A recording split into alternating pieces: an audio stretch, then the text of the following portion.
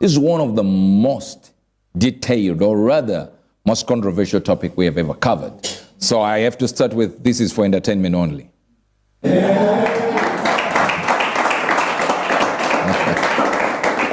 You know Nikola Tesla, when he died, they found 80 boxes, right? There were 80 boxes that were in,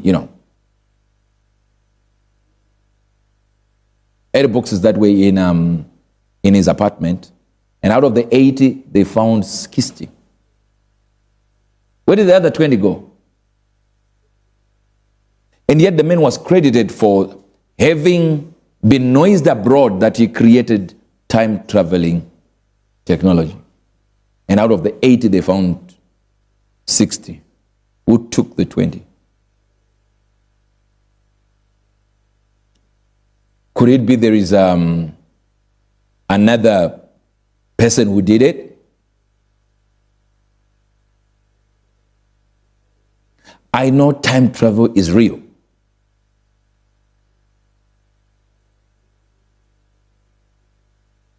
I know it is real. I, for one, have experienced it on many occasions. I've given you testimonies after testimony from one location to the next location.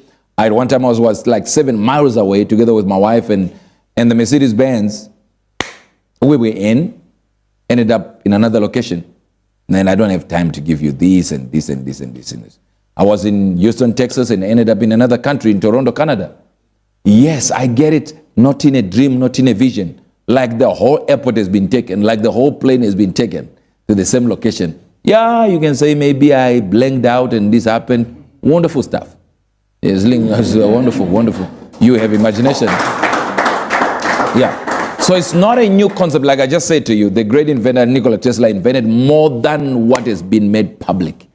He died, I believe, in 1942, 1943 there. And the US government raided his possessions. This is the truth.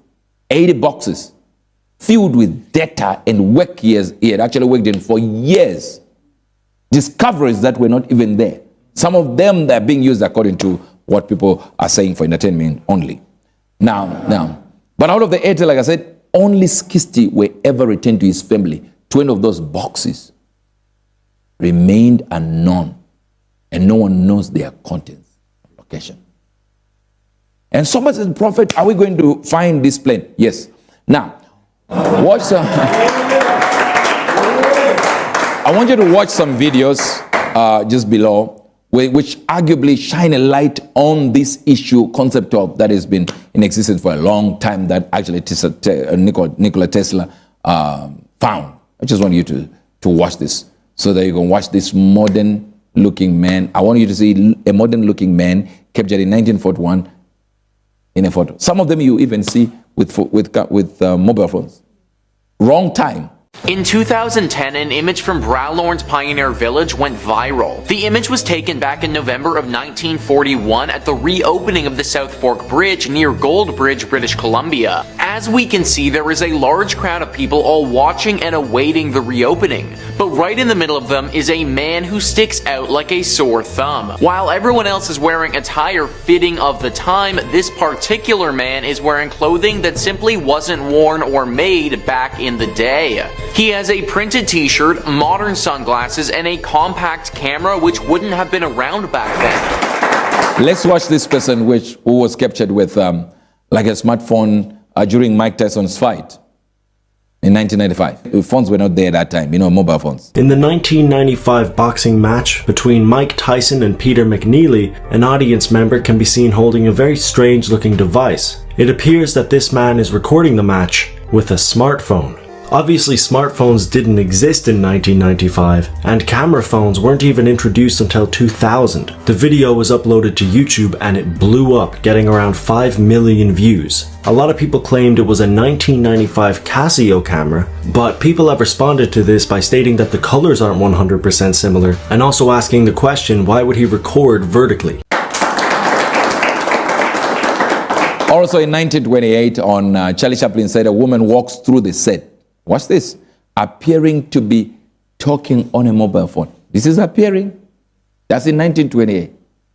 In Charlie Chaplin's 1928 movie, The Circus, There is a very interesting scene that went on to catch the attention of millions of viewers. This is because in one scene, a woman walks by and appears to be holding a cell phone. She's using the same mannerisms that someone on a phone would use, and she also appears to be talking into it. Now obviously cell phones didn't exist in the 1920s, and they wouldn't be invented for almost 50 years after this film was made. So many people took it as a sign that it was a time traveler from the future trying to send us a message. I don't know if you're getting this.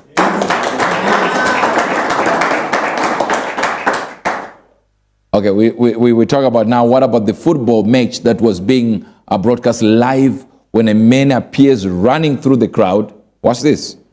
I want you to see it so that you can see some few things that when you look at them, you go like, what just happened?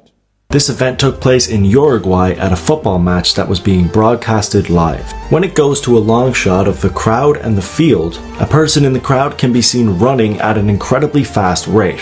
A lot of people have speculated that this is fake, and even if it was real, people have stated that this would not constitute as traveling through time. However, the person running is seemingly running through actual people, and certain believers of time travel have stated that this is actually what would happen if someone were to travel through time. I don't know if you're getting this.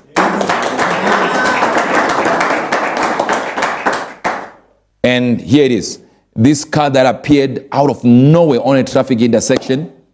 You can see by the sudden response of the vehicles in front slamming the brakes to avoid it. Is it an illusion? Or they were avoiding just collision from happening because they don't want to hit an invisible car that came from nowhere that became visible? Someone recording footage from their dashboard picked up this incident, which shows a car seemingly appearing out of nowhere. Again, people have tried to justify this with camera angles, and that may be a possibility, except the driver in front of the camera reacts to this event as if the car did indeed pop out of nowhere. Now, there's been a lot of experimentation happening for decades behind the public eye, that you have watched a lot of movies which depict secretive government department like the DAPA, of course, experimentation to develop advanced weaponry tech. They listen to this so that you get this correctly. The CIA has been involved in a lot of movies from the 1960s. They actually sponsor movies to carry narratives. So if they want to tell you that it will happen in the future, you will think it will happen in the future when they already have the technology. No. Now, here's where you have to understand. Do you understand the internet? AI did not start 2 years ago. No, it was in the military already. Internet was in the military. We got all this technology from the military. That means they were using it. So what versions have they not given us? And if you look at the plane, the moment it moved, it faces another direction according to the witnesses. It faces another direction, which is actually where you find a U.S. Army base.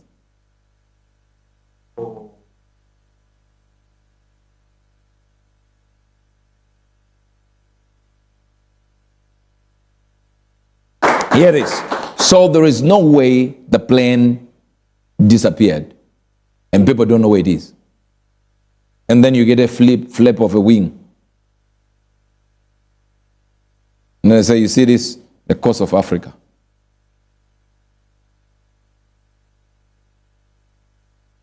They know you're stupid.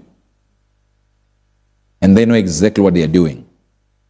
But you see, the programs are now there everywhere. And they are doing this. The reason why I'm doing this is because I'm trying to show you that governments already know what to do with citizens, and they know what information to give you. Let me give you another silly one. How many have ever been to America? Just raise your hand, even in the studio. How do you know America is there when you never went there? What if they tell you New York is there and it's not there? It's actually there. Okay, I have a residence there, so it's actually there. But I'm telling you because I went there.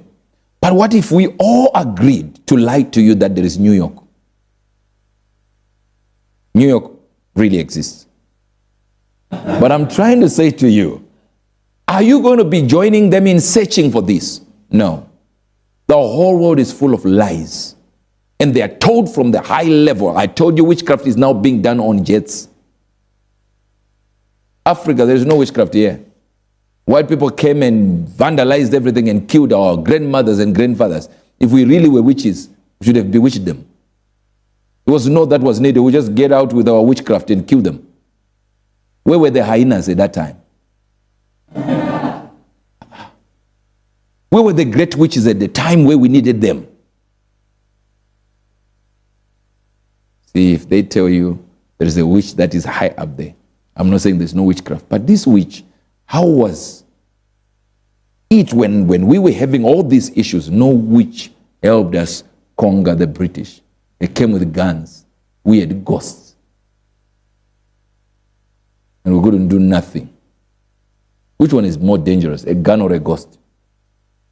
A ghost comes without you knowing. We would have sent the ghosts and taken all their guns. Anyway, the 10 minutes is over. Now, raise your hands.